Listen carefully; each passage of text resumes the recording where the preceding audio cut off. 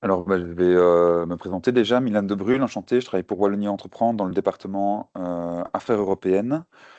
Et avec mes partenaires ici francophones, parce qu'il y a un autre webinaire pour nos partenaires flamands qui a déjà eu lieu, avec mes partenaires des Hauts-de-France et du Grand Est, euh, qui sont parmi nous, donc Hubert Santerre et Louise Leroy. On va vous présenter le programme Crossroads France-Wallonie-Vlaanderen. Alors, deux petits points d'introduction liminaire. Donc, ce webinaire est enregistré. Vous allez le recevoir évidemment dans la foulée. Et donc, il n'y a pas d'accès aux micros et aux caméras. Et par voie de conséquence, du coup, mon point 2, pour tout ce qui est questions et idéalement réponses, il y a soit le chat, vous pouvez nous les envoyer, ou alors dans l'onglet Teams, vous voyez le Q&A, n'hésitez pas à les poser dedans, et on fera une session de questions-réponses en fin de séance, après nos présentations respectives, pour essayer d'éclaircir toute zone d'ombre. Voilà le contenu donc, de notre séance. Je vais introduire en présentant le projet Crossroads, les caractéristiques d'un projet PME et comment est-ce qu'on peut soutenir les PME. Et puis, mon partenaire des Hauts-de-France enchaînera sur la pratique des appels à projets et comment concrètement déposer un dossier et sa candidature. Et puis enfin, Louise du Grand Est développera la procédure de sélection des projets et le déroulement du projet, ainsi que nos contacts si vous voulez aller un peu plus loin en one-on-one dans la foulée, avec plaisir, évidemment. Donc, Crossroads France-Wallonie-Vlaanderen, qu'est-ce que c'est? C'est un projet Interreg sur la zone France-Wallonie-Vlaanderen, Interreg 6, qui a comme durée donc, du 1er janvier 2024 jusqu'au 31 mars 2029. Ici, on est actuellement au 4e appel à projet, ce qui veut dire qu'il y a déjà eu 3 appels à projets qui ont été réalisés, et c'est le lancement du 4e. Le budget total, c'est 15,3 millions d'euros, dont la moitié est issue des fonds FEDER. Alors, comme indiqué, vous voyez les 6 partenaires du projet, donc Région Hauts-de-France, Grand Est Développement pour la France, Wallonie Entreprendre pour le versant wallon. Et alors, ne sont pas présents POM Oost-Vlaanderen, POM West-Vlaanderen et Vlaio pour le versant flamand. Donc, dans le cadre des projets d'innovation transfrontalière entre PME, les partenaires du projet Crossroads, à savoir nous, on vise à soutenir les collaborations entre au moins une PME française et une PME flamande et ou wallonne, donc de part et d'autre de la frontière franco-belge. Ce qui veut dire que un partenariat uniquement wallon-flamand ne serait pas éligible. Il faut d'office un Français dans le consortium. Les PME collaboratrices travaillent ensemble sur une innovation qui va bénéficier idéalement à tous les partenaires du projet. Donc, idéalement, il ne faut pas aller faire un partenariat avec juste un client, un fournisseur ou un consultant. Il faut vraiment cette dimension vraiment partenariale qui va justifier le consortium. Le projet doit également se concentrer sur la valorisation ou la commercialisation du produit, du service ou du processus. C'est-à-dire que le niveau technologique sur l'échelle TRL, pour ceux qui connaissent donc Technological Readiness Level, doit se situer entre 5 et 8, donc du proof of concept vers la mise sur le marché. À savoir, on détaillera cela, mais que le TRL 9, la partie commercialisation, peut faire partie du projet, mais ne doit pas dépasser 20% du budget total selon un lot distinct. Les innovations abordées dans le cadre des projets PME doivent répondre aux défis sociétaux issus de la S3, la politique régionale et européenne, qui sont identifiés comme communs à l'ensemble de la zone transfrontalière, à savoir, premièrement, donc, l'économie circulaire, un système économique qui est axé sur la réutilisation et la minimisation des déchets. Deuxièmement, la durabilité, au sens matières premières, matériaux, énergie et eau. La santé, donc l'amélioration de la santé physique et mentale par des services médicaux et de prévention. Et enfin, tout ce qui est numérisation et industrie 4.0, donc l'intégration des technologies numériques dans la production et améliorer leur efficacité. Alors, ce que l'appel vise à soutenir, comme je l'ai dit, c'est une collaboration transfrontalière entre des PME à minima France et Flandre ou Wallonie, mais évidemment, on peut faire des consortiums de 3, 4, 5, 6 PME sur la zone. Les PME situés sur la zone France, sur le versant français, doivent être soit dans la région Hauts-de-France, ou dans le Grand Est, c'est les départements de la Marne et des Ardennes. Et alors au niveau wallon, c'est les 3 provinces limitrophes à la frontière franco-belge, donc Hainaut, Namur, Luxembourg. Et les PME flamandes, elles, doivent être situées en Flandre occidentale ou dans les arrondissements d'Audenarde et de Gand, et de Gand de la Flandre orientale. Alors, est considérée sur la zone ciblée une PME lorsqu'elle a à minima un siège social, un établissement, une succursale, un siège d'exploitation ou même une unité de production qui se trouve dans la région concernée. Donc c'est une vision assez ouverte et agile, je vais dire, de ce qui représente une présence sur le territoire. À ce niveau-là, si jamais vous avez des doutes de savoir si vous êtes éligible, n'hésitez pas à nous contacter.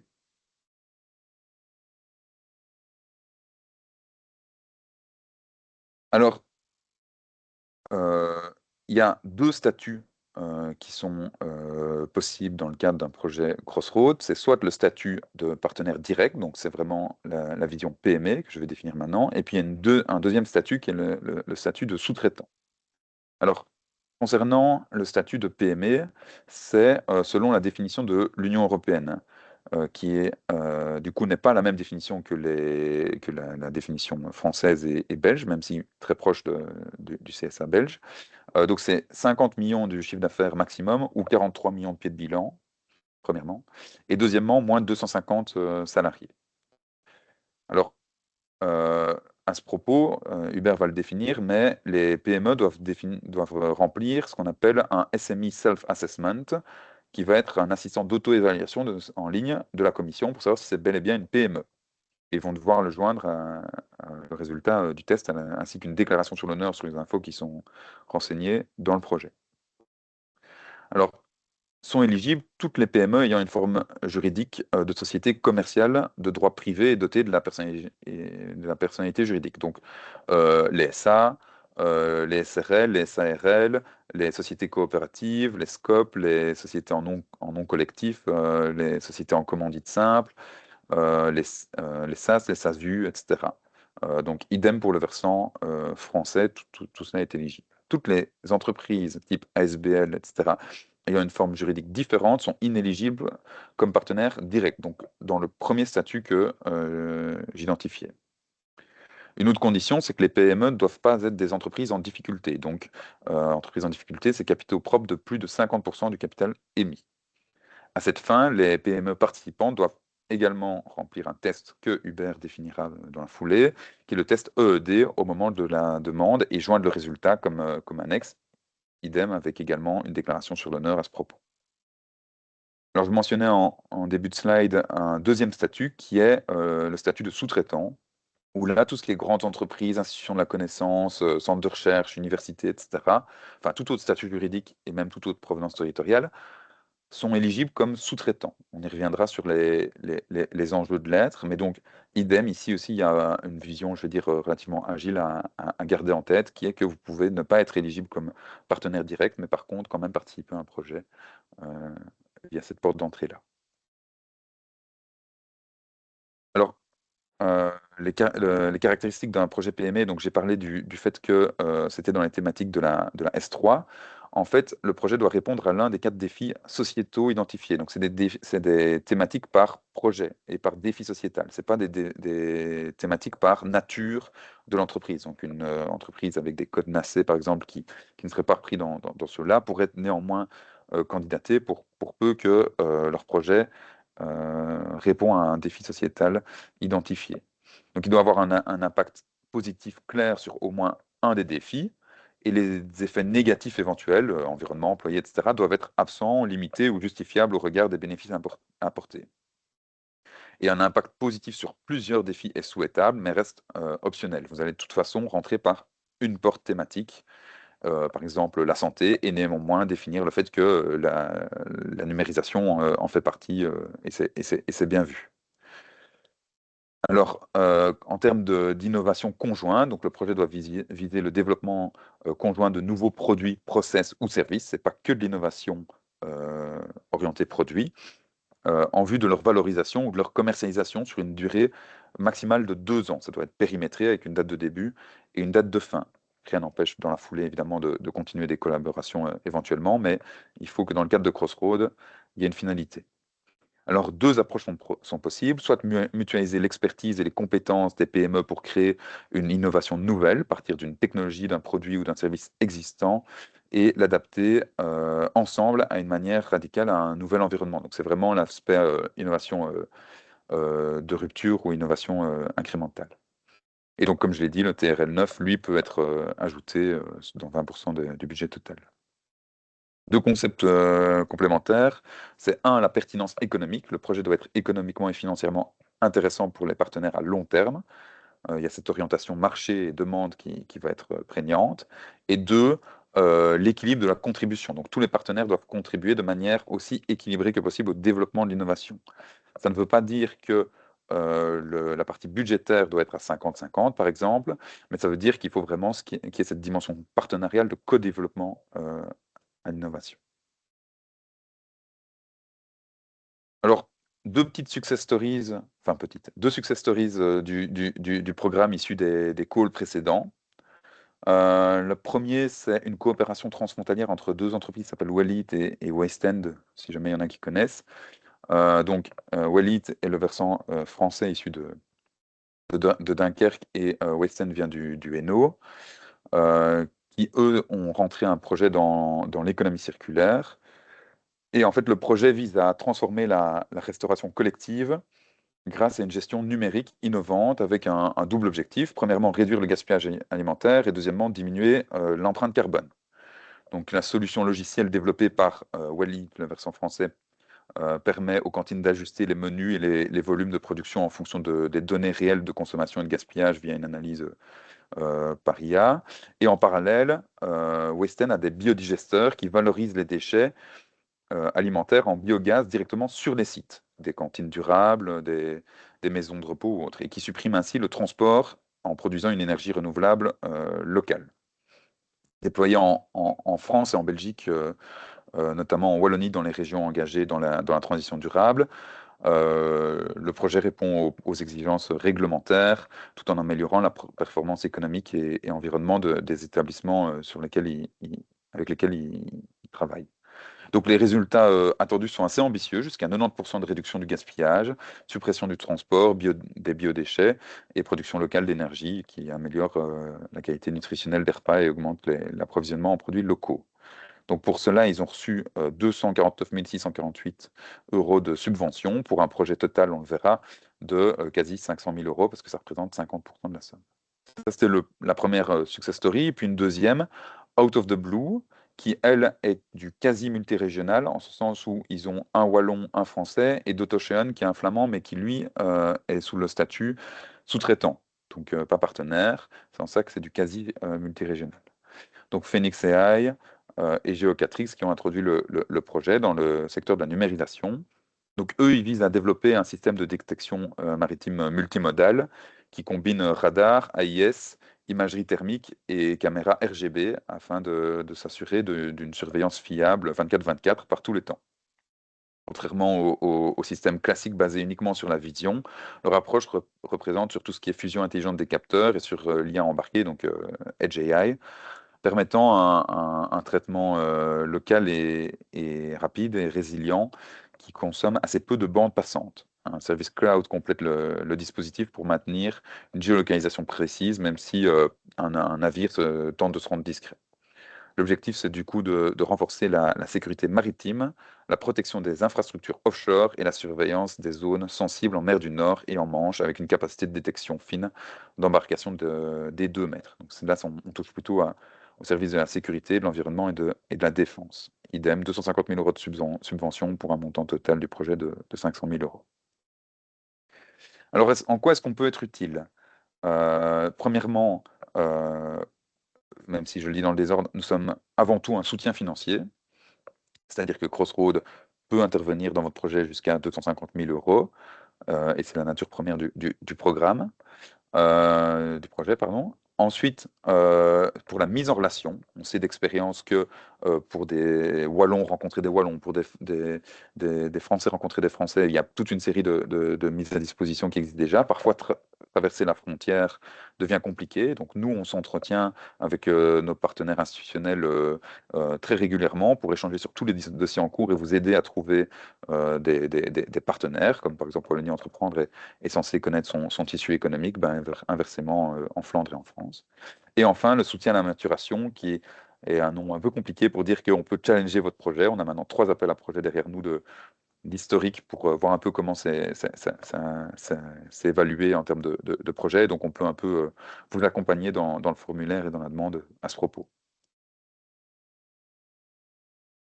Et alors, qui intéresse peut-être beaucoup de monde, le combien. Donc, c'est des soutiens FEDER, comme j'ai dit, de maximum 250 000 euros, qui représentent 50% du projet. On le dit jamais, mais il y a aussi il y a aussi un plancher minimum obligatoire de 250 000 euros de FEDER par partenaire de projet. Donc, les 50% restants seront apportés par les PME à titre privé, et chaque PME doit contribuer sur une part minimale du budget en fonction du nombre de partenaires. Je ne vais pas rentrer dans toute la définition, mais pour faire court, si vous êtes 2 PME, il faut que chaque partenaire soit représenté à minima 30%. Si vous êtes plus de 2 PME, il y a une règle en fonction du nombre de PME qui est par versant. Typiquement, en général, on est représenté rarement en dessous des 20%.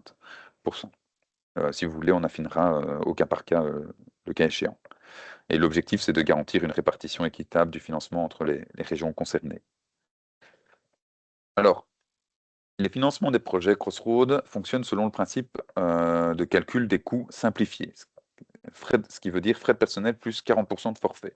Donc, dans ce cas, la PME ne doit déclarer que les frais de personnel impliqués sur le projet, et la PME reçoit ensuite un montant forfaitaire de 40% sur ses coûts de personnel. Aucune preuve ne doit être présentée pour ces 40%. Là, je parle en reporting quotidien. Après, il y a des contrôles qui existent de la commission et autres qui seront présentés par la suite. Donc, évidemment, toujours rester prudent. Mais le but, c'est d'avoir une forme de simplification administrative. Et donc, c'est vraiment une version forfaitaire, c'est 40% qu'on ne va pas venir contrôler. Pour les PME flamandes et wallonnes, les frais de personnel salarié sont pris en charge sur la base d'une méthode simplifiée de calcul des coûts. Donc en fait, on va faire 1,2% fois le salaire mensuel brut. On augmente de 20% ce que vous allez pouvoir valoriser sur vos fiches de temps et votre équivalent temps plein, parce qu'on considère que ça couvre une partie de dépenses annexes, formation, déplacement, etc. Et donc c'est vraiment une version tout compris. Et alors pour la France, eux, les frais de personnel, enfin vous, sont calculés sur un taux d'affectation. Pour le personnel affecté à temps partiel sur le projet, il est demandé au PME de fournir pour chacune des personnes concernées une lettre de mission détaillée contenant le pourcentage fixe de temps consacré au projet et une description du rôle, des responsabilités et des tâches assignées à l'employé en question. Et cette lettre de mission sera jointe comme annexe à la convention de coopération. Pour les indépendants, je ne vais pas rentrer dans tout le détail, mais il faut savoir qu'il est possible d'utiliser une option de frais fixes, qui sont aussi donc des montants préidentifiés et qui sont indexés et qu'on peut vous envoyer le cas échéant. Selon une certaine proratisation, on pourra faire au cas par cas si ça vous intéresse dans la foulée. Voilà. Je pense que Hubert, c'est à toi de prendre le relais. Tout à fait. Merci beaucoup, Milan. Du coup, je vais me présenter aussi très rapidement. Je m'appelle Hubert Santerre. Je suis chargé de mission au Conseil régional des Hauts-de-France. Et en l'occurrence, au sein de la direction de France Entreprise, il y a une équipe Crossroads et je fais partie donc de la dite équipe pour notre région. Alors, sans faire trop cérémonial, nous sommes quand même tous réunis aujourd'hui car c'est le lancement du 4e appel à projet Crossroads. Donc, cet appel à projet numéro 4 est lancé aujourd'hui jusqu'au 30 avril. 30 avril, d'ailleurs, je précise, ouvert jusqu'au 30 avril jusqu'à midi, ce qui est important quand même à avoir en tête. Vous avez donc 2 mois et demi pour soumettre une proposition de projet Crossroads. Alors, l'évaluation et la sélection des projets sera fait entre mai et juillet, et je laisserai ma collègue Louise parler un peu plus de tout ce processus d'évaluation et de sélection. Et on estime que les projets devraient se lancer à la rentrée 2026, donc vers septembre. Pour cet appel à projet, donc, il y a un budget de 2 250 000 €, soit une dizaine de projets escomptés selon nos estimations. Alors, slide suivante. Moi, je vais vous parler dans ces prochaines slides sur qu'est-ce que c'est qu'une proposition de projet Crossroads. Une proposition de projet Crossroads, en fait, c'est assez simple. C'est un ensemble de documents qui est envoyé par mail à l'adresse qui est sous vos yeux. Donc, info@crossroads, françois-flandre.eu. Qu'est-ce qu'il y a dans ce mail et donc dans tout ce dossier? Il y a un dossier de candidature, donc un document de projet qui est commun à tous les partenaires de ce projet. Et ensuite, pour chaque partenaire impliqué dans cette proposition de projet, il y a un test PME, un test d'entreprise en difficulté, le test EED, dont faisait mention Milan, et les derniers comptes annuels approuvés et adoptés ou l'IAS fiscal pour les entreprises qui peuvent les fournir. Dès à présent, donc là vous participez à ce webinaire, vous pouvez consulter tous ces documents et le règlement de projet sur le site web du projet. Donc n'hésitez pas déjà à vous rendre sur les différentes pages, vous y retrouverez les accès au test PME, les accès au test entreprise en difficulté, le modèle de dossier de candidature, et n'hésitez pas à consulter tous ces documents et à revenir vers nous éventuellement s'il y a des choses que vous souhaiteriez clarifier. Slide suivante. Le gros de la candidature, le dossier de candidature, donc le document de projet. Alors, je vais commencer par là. Donc, comme vous l'avez compris, on est sur la collaboration franco-belge. En l'occurrence, si cette collaboration implique un versant français, donc francophone, et une partie néerlandophone flamande, il faut que votre dossier de candidature, votre document de projet soit rédigé dans les deux langues. Si le partenariat se fait entre une entité de France et une entité de Wallonie, à ce moment-là, seul le résumé de projet, le tout début, est à traduire en français et en néerlandais. Le reste du document de projet peut être uniquement en français. Dans ce dossier, qu'est-ce qu'il y a comme différentes sections? C'est du très classique. Alors, il y a d'abord les cartes d'identité des partenaires impliqués, hein, les informations principales et des personnes impliquées. Ensuite, il y a toute une contextualisation du sujet. Donc, contextualisation par rapport à la problématique que le projet cherche à innover, enfin voilà, ce sur quoi le projet veut innover, et ce pourquoi la notion d'un projet collaboratif franco-belge est important. Les objectifs du projet, les résultats escomptés, en somme, mettre en avant tout ce que vous souhaitez développer, co-développer plus précisément dans le cadre de votre proposition de projet Crossroads. Le lien avec les défis sociétaux qu'avait détaillé Milan, donc ce que l'on appelle défis sociétaux dans Crossroads, ce sont les thématiques, hein, économie circulaire, numérique, santé et durabilité. Donc, comment votre proposition de projet s'inscrit dans ces défis sociétaux? Ensuite, une partie, c'est simple de décrire un peu les compétences des partenaires, donc décrire les structures des partenaires et ce pourquoi ces partenaires s'allient ensemble pour faire de l'innovation. Une section dédiée aux activités du projet, donc module par module, comment les acteurs, les partenaires vont collaborer, qu'est-ce qu'ils vont faire très concrètement sur les 2 ans maximum de durée de leur projet. Donc là, on est sur une logique de work package, hein, tout simplement. La partie peut-être la plus importante, en tout cas la partie que l'on vérifie et que, comme le dit Milan, c'est le 4e appel à projet, c'est quelque chose auquel on fait très attention, c'est le caractère innovant et la valeur ajoutée économique. On est sur des projets d'innovation. Il faut donc que ce que vous développez arrive sur le marché ou en tout cas est très proche du marché. Donc il faut convaincre le Crossroads, il faut convaincre les experts, il faut convaincre le conseil d'administration que ce que vous voulez développer a une réelle valeur ajoutée économique et qu'à la fin, voilà, il va y avoir un marché en face. La dernière partie de ce dossier de candidature, c'est ce qui est appelé coût et financement, c'est tout simplement un budget de projet par partenaire. Voilà, ce dossier de candidature, soit dit en passant, doit être signé par chaque partenaire, donc il est commun à tous les partenaires du projet, il doit être signé par tous lors de la soumission. Je vais passer aux autres éléments à fournir en détail. Donc, Milan en parlait, Le self-assessment, SME self-assessment ou test PME est un test qui est disponible en ligne. C'est un test standard qui est mis en ligne sur le site de la Commission européenne. Vous pouvez y avoir accès donc à travers ce lien ou sur le site web. L'objectif premier de ce test standard, c'est d'avoir une analyse des chiffres de l'entreprise afin de s'assurer qu'il s'agit d'une PME. Ce test est à faire pour chaque partenaire, PME partenaire du projet. Et les informations dont vous avez besoin pour faire ce test, c'est vos chiffres, vos bilans, voilà, et un peu l'organigramme capitalistique de vos entités. Alors, voilà, ici, vous voyez en fait comment se présente la page sur le site de la Commission européenne. Et c'est donc une page standard avec le test standard et vous avez un, un petit, en bas de page, un encart pour commencer votre test de Self-Assessment Questionnaire. Et vous remplissez vos chiffres et vous arrivez normalement sur la slide suivante à une page, si vous êtes bien des PME au sens européen du terme, qui ressemble à la slide suivante. Ah, ceci.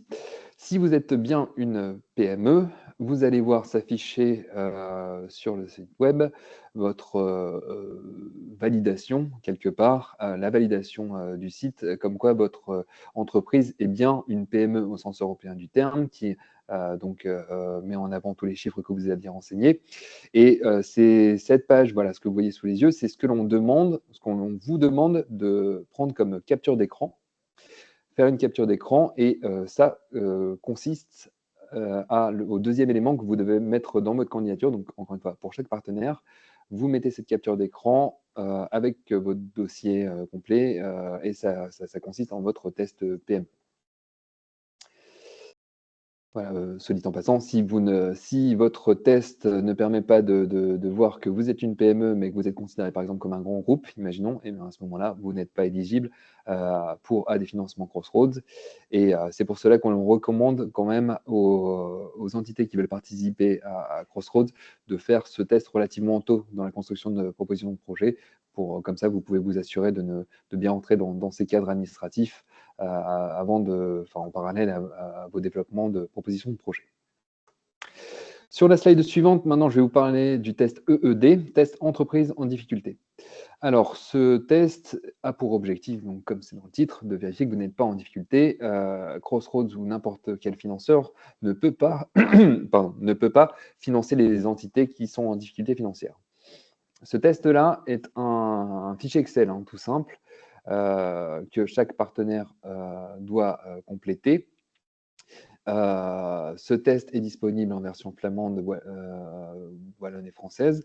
Ce qui est important, c'est de comprendre que dans ce test, sur la slide suivante, vous rentrez normalement les chiffres issus de votre bilan, enfin le capital et toutes les dettes associées à ça. Et cela donne un ratio qui nous permet d'être assurés que les entreprises qui postulent à Crossroads ne sont pas en difficulté si ce ratio en fait est supérieur à 50%. Enfin voilà, vous le trouverez sur le site web, vous trouverez exactement les catégories à remplir depuis votre bilan. Et ce test qui est complété par chaque partenaire est aussi à ajouter au dossier. Alors, slide suivante. Là, pardon, d'accord, je pensais qu'il y avait encore une slide, excusez-moi, je pensais qu'il y avait encore une slide sur le test EED qui le montrait un peu en détail, mais vous pourrez découvrir ça. Encore une fois, c'est un document très simple, un fichier Excel très simple que vous pouvez remplir, encore une fois, en parallèle au développement de votre proposition de projet, relativement tôt dans votre proposition de projet, ce qui vous permettra d'être assuré d'être finançable par Crossroads. Et maintenant, donc, je peux passer la parole à Louise pour la partie des slides suivantes. Merci Hubert. Écoutez, contente de prendre le relais pour la partie sélection des projets. Donc Louise, je suis chez Grand Est Développement, donc c'est une agence de la région Grand Est qui couvre les départements de la Marne et des Ardennes pour le dispositif en question. Et je suis chef de projet en innovation, donc l'accompagnement des PME sur ce volet d'innovation. Alors une fois que vous avez déposé votre projet votre demande de dossier et que vous avez répondu aux 2 tests, et bien vous avez fait le plus gros du travail. Maintenant, c'est plutôt le comité de Crossroads qui prend le relais. Donc, comment sont sélectionnés les projets concrètement? C'est une sélection en 3 étapes que je vais pouvoir vous décrire dans les slides suivantes. Donc, au niveau de la première phase, c'est le comité de pilotage qui va vérifier l'ensemble des documents demandés pour chaque candidature. Ensuite, on passe à la phase 2, qui consiste à ce qu'un panel d'experts indépendants évalue les projets. Et en dernière phase, c'est le conseil d'administration qui va prioriser les projets si beaucoup sont admis et allouer les fonds en fonction de ce qui sera demandé.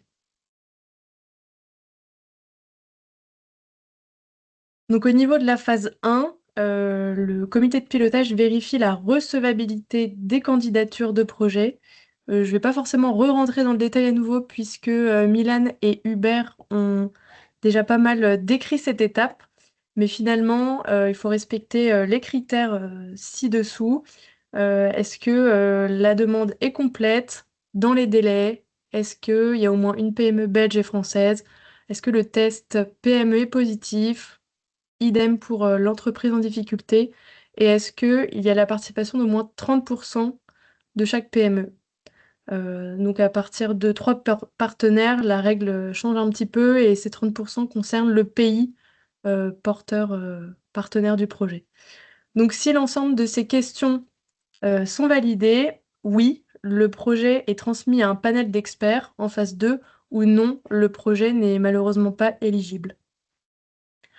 Ensuite, on peut passer à l'étape numéro 2, donc, qui est la validation par un panel d'experts indépendants qui va regarder chaque projet. Globalement, il y a un expert par région et par thème. Donc, comme il y a 4 thèmes et 3 régions, il y a une douzaine d'experts qui sont mandatés sur l'appréciation des dossiers. Les candidatures sont évaluées individuellement par ces experts et ensuite, il y a une concertation au sein du panel d'experts en vue d'une décision par consensus. Donc là, on va se poser des questions un peu plus dans le détail, à savoir le niveau de développement. Est-ce qu'il est bien entre 5 et 8, ce qui est préconisé dans l'éligibilité Crossroads? Est-ce qu'il y a réellement un caractère innovant?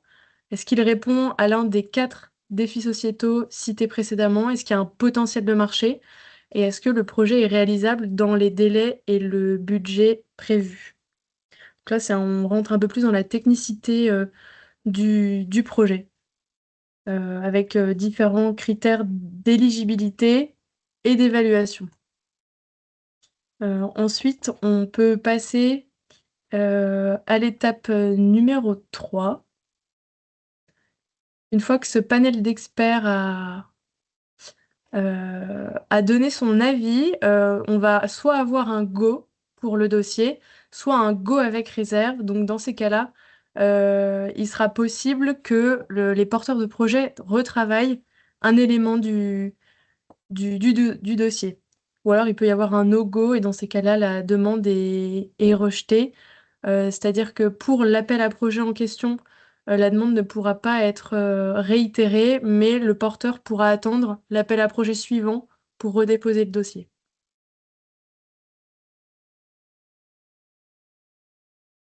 Ensuite, on atterrit à la phase numéro 3, qui est la dernière du process de sélection et qui concerne le conseil d'administration.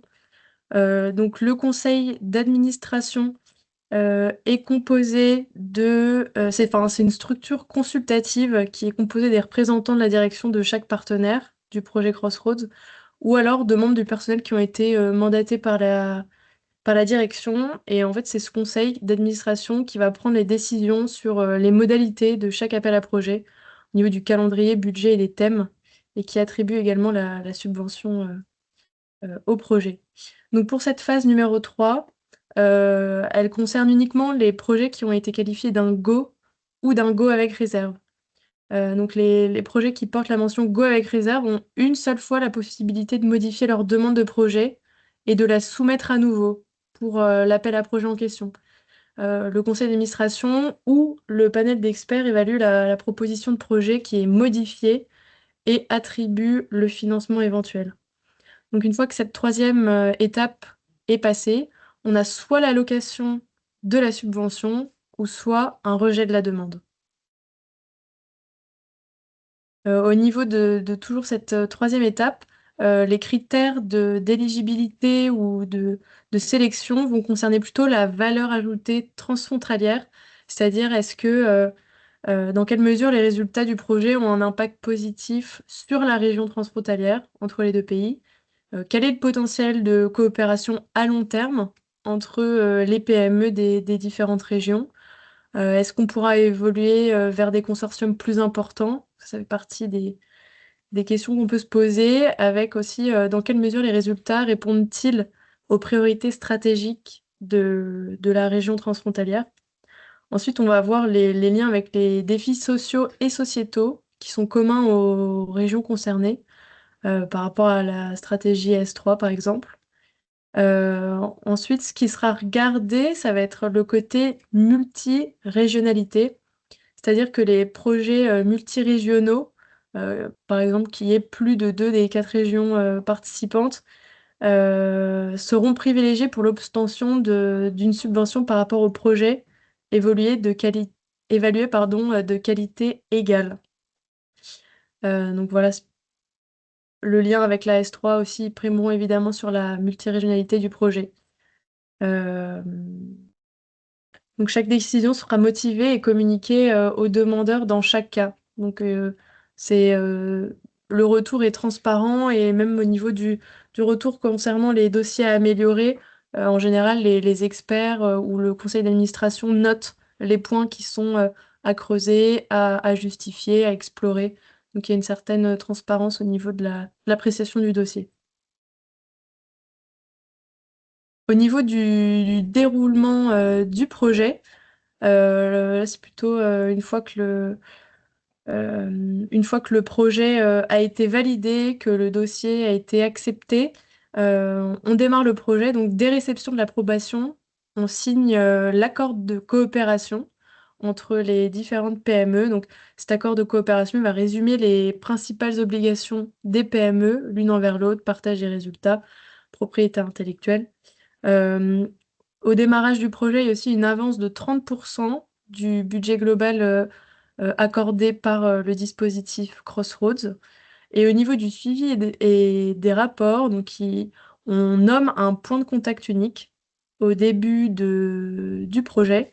Et le point de contact unique, c'est le référent région du porteur de projet. Donc, c'est-à-dire que si c'est une entreprise marnaise qui dépose le projet, je vais être le point de contact unique au niveau du suivi opérationnel et financier du projet. Donc voilà, on organise un lancement avec les partenaires et les membres du dispositif Crossroads. Et environ tous les 6 mois, à peu près, il y a un rapport rédigé par ce partenaire principal qui est remis au point de contact unique avec le suivi des dépenses et les avancées du projet. Donc voilà, il y a 2 documents à remettre, le rapport de fond, le rapport financier, ainsi que des copies justificatives.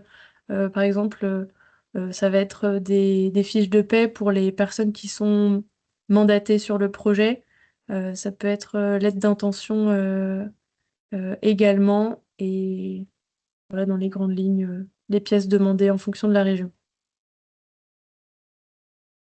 Donc voilà, globalement un processus de sélection en 3 étapes euh, qui est assez réactif finalement et pour lequel on donne pas mal de justifications si besoin. Et écoutez, voilà il manque la photo d'Hubert, mais globalement les principaux membres côté francophone qui font le suivi des projets. Là maintenant, on passe à la série de questions-réponses. Je sais pas comment vous souhaitez vous organiser, Milan et Hubert. J'ai cru en lire quelques-unes dans les chats. Oui, j'en ai vu aussi. Euh, je peux peut-être reprendre l'historique. Oui. Donc, Je vois une entreprise est située en Brabant wallon, est-elle éligible? Alors pas directement, il y a deux cas de figure où ça pourrait l'être, soit parce que par exemple son siège social est dans le Brabant wallon mais qu'elle a un siège d'exploitation, une unité de production, enfin tout ce que j'évoquais précédemment, donc une succursale, etc., qui serait elle sur la zone éligible, donc sur une des provinces Hainaut, Namur, Luxembourg. Ça, c'est l'option 1. Et la deuxième option, mais qui n'est pas à négliger, selon moi, c'est de candidater sous la casquette de sous-traitant. Euh, L'avantage d'être sous-traitant, c'est qu'il y a beaucoup moins de lourdeur administrative, dans le sens où c'est les demandeurs qui vont introduire la demande. L'inconvénient, c'est qu'il faut de toute manière un demandeur en complément pour introduire, donc en l'occurrence, par exemple, un demandeur issu d'une des provinces éligibles. Et du coup, c'est eux qui vont être souverains sur la candidature et déposer la candidature. Le sous-traitant n'aura pas de regard dessus. Et alors, un autre élément par rapport à la sous-traitance que je vais évoquer, ben, en effet, administrativement, c'est plus simple parce qu'ils vont juste envoyer une facture au partenaire. Ils ne vont pas devoir faire tout ce qui est reporting de suivi, etc. Mais par contre, ils vont s'intégrer dans les 40% de forfait que j'ai identifié. Donc, pour rappel, c'est la méthode des coûts simplifiés. Et donc, par nature, le plafond maximum d'un budget pour les sous-traitants sont les 40% en complément des coûts évoqués. Donc, si vous voulez, ça, on affinera au cas par cas pour préciser, mais donc c'est plafonné, je veux dire, budgétairement à ce propos. Donc voilà, mais comme partenaire direct, non, c'est pas éligible. Alors, j'enchaîne la deuxième question. Hubert et Louise, n'hésitez pas, hein. Bonjour, comment pouvons-nous partager les idées, des projets, nos contacts avec des partenaires potentiels par rapport à un des domaines ou des défis sociétaux que vous avez partagés?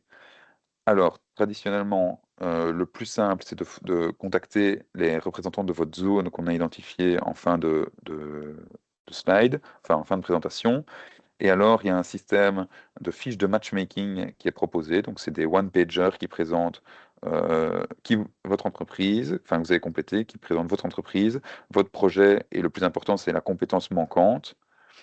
Et donc, à ce moment-là, nous, on fait le relais de ces fiches de matchmaking pour chercher un match pour la compétence manquante. Si l'objet de votre question, c'est bien trouver un partenaire. Si jamais c'est simplement discuter de votre projet et que vous avez déjà un partenaire préalable et que vous voulez, enfin, ou que vous voulez le contacter par vos billets à vous, il n'y a aucun problème. Et à ce moment-là, nous, on organise une rencontre et on challenge un peu votre idée pour voir à quel point elle est réaliste et pertinente. L'idée, c'est que sur la première phase que Louise a présentée, c'est-à-dire la phase vraiment d'éligibilité, idéalement, il n'y a pas trop de mauvaises surprises. C'est-à-dire qu'on a pré-screené votre éligibilité. Ça vous permet de ne pas vous lancer dans une candidature par la suite qui, de toute manière, en fait, s'avérerait caduque parce que vous n'êtes pas dans les critères. Donc, n'hésitez vraiment pas à préalablement nous contacter pour faire une rencontre à ce sujet. Bonjour, est-ce que la thématique santé animale est éligible, s'il vous plaît? Sauf erreur de ma part, ce n'est pas visé par le domaine santé de la S3. Ceci étant, faut voir le projet, parce que si ça se trouve, ça a des vocations plus larges. Je sais pas, faudrait peut-être préciser le projet et voir si ça pourrait rentrer néanmoins dans un des quatre secteurs, néanmoins. Mais je crois, enfin, je regarde aussi Hubert et Louise, que en tant que défi sociétal à rencontrer, c'est pas repris dans la S3. Oui, je vais juste compléter là-dessus et peut-être prendre les questions suivantes, Milan nous prend un peu de relais. Non, Super. effectivement, dans les S3 qui sont misés côté belge et français, on est quand même sur la santé humaine, la prévention et les maladies civilisationnelles. Donc, la santé animale n'est pas un des objectifs premiers des S3 des régions concernées. Néanmoins, encore une fois, tout dépend ce que vous avez en tête comme proposition de projet. En sachant que même si ça ne rentre pas entièrement dans la S3, du coup, ça sera quand même moins bien regardé par les experts externes parce que vous ne rentrerez pas dans les cadres premiers qui sont visés dans Crossroads. Une SCIC est-elle éligible en partenariat avec une collectivité? Alors, une SCIC, Société coopérative d'intérêt collectif, si je ne dis pas de bêtises, une SCIC, ça fait partie des sociétés coopératives. Donc, si c'est une société coopérative, une SC, tout comme une SCOP, c'est éligible. Il faudrait déjà enfin, peut-être avoir un premier échange là-dessus.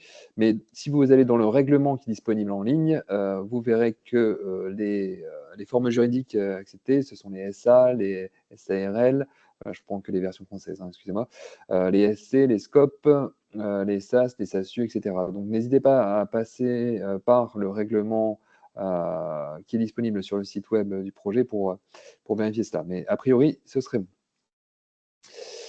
Question suivante. Bonjour, l'optimisation de la gestion de l'eau et des ressources dans le milieu agricole, IoT et intelligence artificielle est un sujet potentiellement éligible. Merci. Oui, a priori, donc bien sûr, il faudrait, le mieux, ce serait d'échanger un petit peu sur cette première idée de projet, mais la notion de durabilité, qui est un des 4 défis sociétaux qui est visé par Crossroads. Dans la durabilité, il y a l'énergie, il y a l'eau, il y a ce genre de choses. Donc oui, l'optimisation de la gestion de l'eau est a priori éligible, à voir bien sûr, là, si en l'occurrence, ça rentre dans le cadre de la thématique donc durabilité, ça rentre aussi dans le cadre de la thématique numérique, on va dire, si ce sont des outils d'IoT. Donc, bon, à discuter pour le fond du projet, mais a priori, cela me paraît tout à fait éligible. Madame Chaloub, alors, est-ce qu'un pôle de compétitivité est éligible? A priori, non, parce qu'un pôle de compétitivité est une association en règle générale. Et comme ce que je disais par rapport aux sociétés coopératives, il y a une liste disponible dans le règlement de projet de toutes les formes juridiques qui sont éligibles. Et les associations n'en font pas partie. Une association loi 1901, par exemple, n'en fait pas partie. Et même si cette association a des activités économiques, tant qu'elle n'a pas le bon statut, enfin, vu qu'elle n'a pas le bon statut, elle ne sera pas éligible. Alors, Si je peux juste, mais par contre, on parle bien d'éligibilité en termes de partenaire direct, hein, parce que le rôle de sous-traitant, lui, pourrait le permettre. tout à fait. Monsieur, Madame Mendou, pouvez-vous nous aider à trouver un partenaire en Wallonie? Tout à fait. Alors que vous soyez enfin, je ne sais pas si on peut remettre peut-être la slide sur les points de contact. Donc, vous avez ici autour de la table les points de contact Crossroads.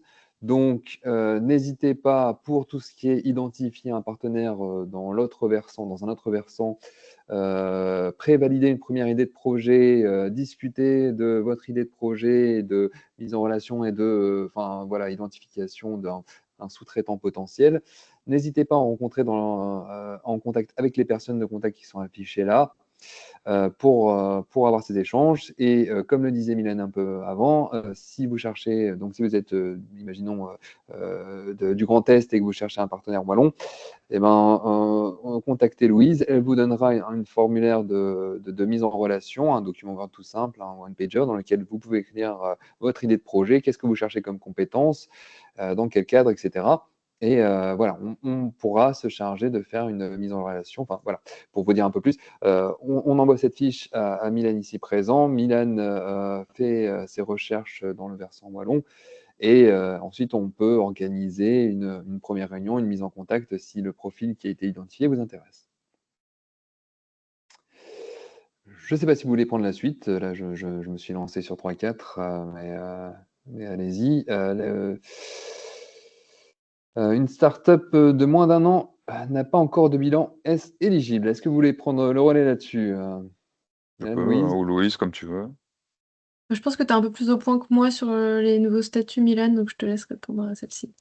Alors, l'avantage d'avoir moins de 3 ans, c'est que ça ne peut pas être une entreprise en difficulté, ce qui fait que la pièce jointe qu'a montré Hubert tantôt, elle n'est pas concernée, mais donc oui, elle est éligible, mais il faut en effet qu'elle soit structurée, donc évidemment tout ce qui est personne physique, etc., ne serait pas éligible. Petite précision, c'est qu'il faut qu'il y ait au moins un autre employé dans la structure. Un autre employé au moment du démarrage du projet. Ce qui veut dire que vous pouvez candidater si jamais vous n'avez pas d'autres employés et conditionner le début du projet sur le fait d'employer des personnes. Et donc tout ça avec fiche de paye. Donc attention, enfin ça si je peux quand même faire passer un message général, c'est si vous avez des doutes, revenez vers nous, on affinera au cas par cas. Mais donc typiquement, tout ce qui est freelance, etc., etc., En général, c'est pas suffisant. Mais voilà, dans le doute, revenez vers nous et on analysera à chaque fois, mais la théorie générale, c'est celle-là.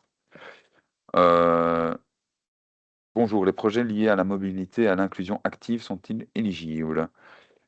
C'est un peu trop large, je dirais, comme ça. En fait, il faut voir dans quelle mesure ça répond à un des 4 défis sociétaux qui a été identifié. Potentiellement, j'ai l'impression que ça pourrait rentrer dans la santé, en tout cas, à chaud, mais faudra en discuter peut-être de vive voix pour mieux comprendre.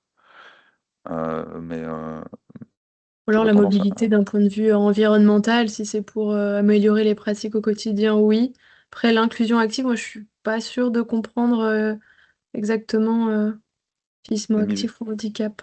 Ah, mais si ça, oui, oui, ça peut avoir un lien avec le soin et santé. Je pense que, voilà, mentionner le tel quel, c'est pas évident de savoir ce qui se cache derrière ce projet, mais ça peut valoir le coup d'en discuter un peu plus en détail. Donc, n'hésitez pas à envoyer un petit mail ou d'appeler les points de contact en fonction de là où vous vous situez. Et alors, je vois bonjour. Est-ce que le développement des formulations pour imprimer des éléments en construction en 3D à base de matériaux recyclés est un sujet qui correspond à ce topic? Carrément. Euh, Enfin, thématiquement en tout cas. Ouais. Euh, Idem, on peut affiner le projet et voir à quel point c'est innovant et à quel point le benchmark de ce qui existe est précis, mais en tout cas thématiquement, oui, vous êtes en plein dedans. Je vais regarder sur l'onglet Q&R si on n'en a pas loupé, mais non, il n'y a On pas n'en a de pas. questions sur l'onglet Q&R. Donc, sauf erreur, je pense qu'on a répondu à toutes les questions, sauf si dans la dernière seconde, il y en a une qui s'ajoute, mais je ne vois pas. Donc voilà. Comme indiqué, tout ça a été enregistré, donc vous l'aurez sur notre site internet dès que la com aura fait le relais. Euh, et n'hésitez vraiment pas à nous contacter à ce propos. Dernier rappel, la date de lancement est aujourd'hui et la date de clôture est le 30 avril, donc ce qui laisse quand même le temps, l'air de rien, de monter un projet, d'essayer de chercher un partenaire si c'est toujours pas le cas. Il faut pas traîner. Ce qui prend le plus de temps, c'est vraiment de faire le consortium et de mettre les gens autour de la table. Donc n'hésitez pas, on est à votre disposition. Et aussi, là, on lance le quatrième appel à projet. Il en restera deux autres. Il restera l'appel à projet 5 et 6. Donc, pas de panique. Si jamais votre projet n'est pas totalement prêt pour celui-ci, il le sera pour les prochains. Je tenais à préciser. Tout à fait. Super. Bah, merci beaucoup. Bonne journée à tous.